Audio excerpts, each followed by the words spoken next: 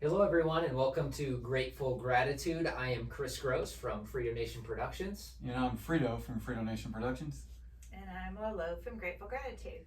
What are we talking about today, Lolo? Well, I went to a women's conference last weekend and heard a really amazing speaker, and he was talking about anchors. And I think there's so many times that we forget about anchors. Meaning that a ship has an anchor, because when you're out to sea and you're in the deep, you need to anchor your boat so that you don't drift, or if a storm comes, it keeps you in the same place. And really, to me, that is just such an easy analogy, but a lot of people don't apply it to their lives. So, of course, we know the best anchor in the world is Jesus Christ, to help us to get through everything. But I thought we'd just talk a little bit about the anchor. And I'm sure you guys all know about, hope anchors the soul out of the Bible. Why are you guys looking at each other? There's probably a lot of people that Chris and I know for sure, but there's probably a lot of people watching that don't know it, so go and explain it to them.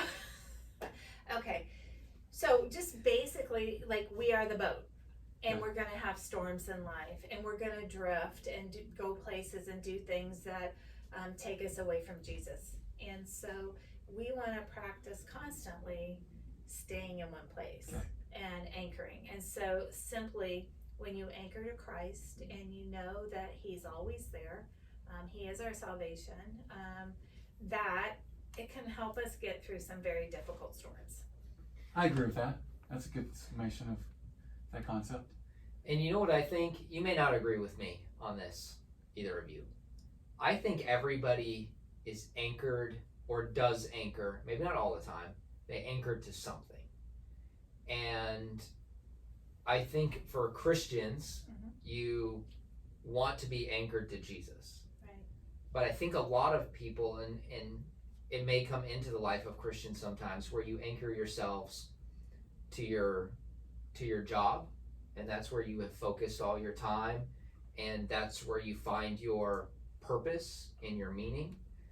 I think some people anchor into relationships. Sometimes it's a hobby or whatever it may be, but I think not being anchored is a place we want to avoid, but we also want to make sure that we are anchored to Jesus. We want to make sure we're anchored to the right thing. I would say people that are anchored to their jobs, people that are anchored, and this sounds bad, but people that are anchored to their relationships with people, with other people, are doing it wrong. Yeah, They're just I agree. simply, jobs come and go. Unfortunately, people come and go. Jesus does not come and go. Yeah. And it's one thing to depend on other people and to count on other people, but to be anchored to them, I think, can be unhealthy, because it's the one thing that's kind of certain. If you think about the people in your life, maybe we have some friends that we've had for 25 years. In your case, maybe Chris, 11 years. Yeah. 11. But they're going to come and go. Jesus is the one constant. Jesus in baseball. I saw Field of Dreams this morning. Well, the thing about anchoring to, like Chris, and I really believe what you say. Yes, I agree with that, and I think probably more people are anchored to the other things than Yes, Jesus, yes. Unfortunately. But the thing too is, you don't anchor in shallow water. You only anchor in deep water, right? So when you're anchoring to your work or you're anchoring to another person, it's a very shallow area, and you can't anchor with the support and the true purpose of an anchor if you're not in deep water. And quite frankly, as much as I love my husband, my family, and the things that are good in my life, Jesus is the only one that can provide a miracle or provide healing or the things that are miraculous. And if I'm not anchored to Him and trusting in Him, what kind of life do I have? And that really is, you brought up a good point. That's the reason why we anchor to Jesus, because He is the only, like you said, Frito, the only true constant that we can count on. And I would hope that the other people in my life are not anchored to me. I want them to be anchored to Jesus as well. And so it's not that I want my family members or my friends to look at me as that anchor. I want to be there and be a support in their life. But it's just so much different when you make your focus and you really truly rely on Jesus. The outlook that you have in your life, and even just going bigger picture, how that can affect your gratitude and the way that you look at everything around you. For sure. I think too, if you let's look at this a little bit further. So we've got that anchor, which is Jesus, but then also sometimes we have to tie the boat to something. We need tie downs. Those tie downs can be our family members. They can be our earthly people. And I don't know, I am from Illinois, right off the Mississippi River, and it used to be every weekend, you know, you take your boat out. It was a big boating town, and you would tie your boat To other boats. to other boats, Yes. right? And you wouldn't know each other, but you would just tie your boats together. It gave us stability so that they didn't leave. And the thing is, you'd start meeting the people around you. Why are you laughing at me? Because that's Lori Roberts admitting that she spent time at like a party cove. I have a Italy. past. I had a first husband that was, yeah, we had a boat. But look how I brought it back I to love where it, it should yes. be now. I don't go to the boat cove or whatever anymore. But I'm thinking, you know, like the family does have, you know, that stability is your tie down. But the tie down is just an offshoot. You are the boat. And, you know, so you're going to have things with you that are also important on earth, but it's not our main anchor.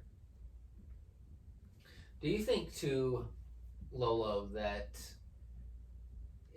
certainly it's important to have that anchor when you're dealing with, if we're looking at the analogy, when you're dealing with violent storms, when you're dealing with something unexpected. So why should we be anchored in the time where we've got peaceful waters and we're sailing good too? Because that seems like the time that you don't need to be anchored to Jesus. I personally think that, because right now I have been through a lot of violent storms, currently in a lot of violent storms, and I do look for that peace. But you know what? To me, my faith keeps me even keel, if that makes sense. Like, yeah, there's going to be rough waves, but there's going to be calm waves. But if my heart is anchored to Jesus, it doesn't matter where I am, because he's going to comfort me and let me know that he's giving me the peace to make it through. I think we should praise more in the calm when we don't. I think we tend to pray more when we're in the storm. But I don't know if I answered your question. I think I kind of. But knowing that you have that anchor, even in the peaceful waters, you're not using it, but knowing that you have it and knowing that you can depend on it means that you're not going to be as worried or scared about those storms going into them, because you know you have that anchor that's going to keep you somewhat secure, somewhat safe. I can't imagine going out on any body of water without an anchor. Yeah. Knowing that you have the life vest, you know, just knowing it's there will keep you even keel, like you said. Yeah, I totally agree with what you're saying. And I think the other thing is when you have that anchor, you have that hope, you know Jesus, you know, God only wants good for us. You know, we're going to have tough times, but he doesn't want to see us upset, unhappy. He wants us to feel that peace. But I would pose to you guys, you know, how do you have people learn to anchor to Jesus and to give up that anchor to the guy or the girl or the work or the bank account? How would you counsel them to do that? I think first of all, and this is my answer to a lot of questions like that, is you live your walk, you live your talk. Other people are watching. Other people know what you're about, and you consistently live it genuinely and fully every day. And I think that right there will have an impact on other people far more than your words. Your words impact other people, but your actions, and just by watching you, You know, I said in your Bible study the other day that growing up I didn't have a Christian background, but I could look at the kids that were in Young Life and FCA, and I knew there was something different about them. And that wasn't from talking to them. They didn't preach to me. But I knew what organizations they were in, and I could see the difference. And that, I think, still impacts me today. And I think it can come down to sometimes your own personal experiences, where I can look back on my life and know that when I'm anchored to Jesus in the hard times, the really rough times, I have more peace, more gratitude, just an overall better outlook on life and feeling than I did when I was anchoring to my own personal desires and times were good. And so I don't know how I would convey that to somebody other than maybe just try it. Try anchoring to Jesus and see how it will change your life. Because I can tell you from my own personal experience that you can try those things. You think that's where you want to anchor. You think that's where you want to devote your life to. But when I look back on it, I can say from my own personal experience that it was so vastly different.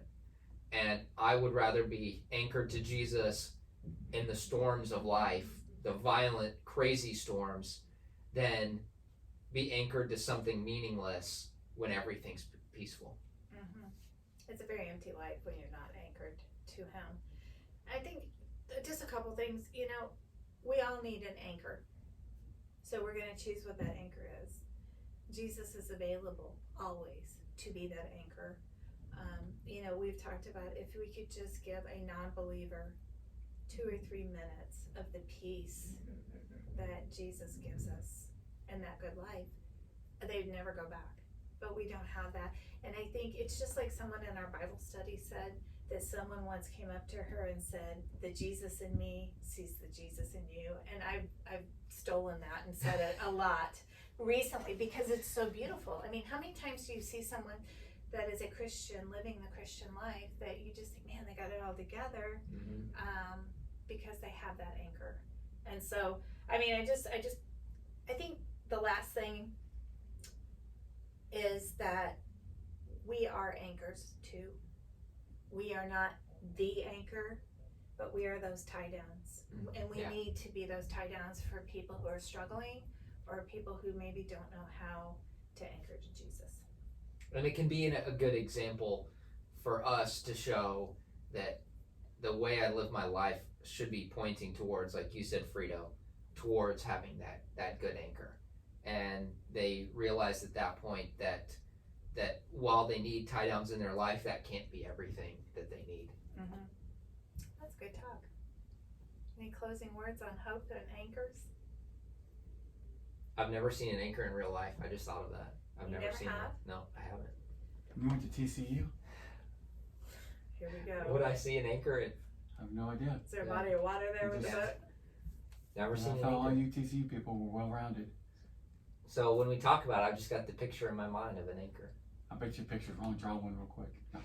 Just always think of Popeye's forearm. Have you Yeah. seen that anchor? Yeah. I mean, you make it as simple as you can for people, but just remember, hope anchors us all. All right, until next time.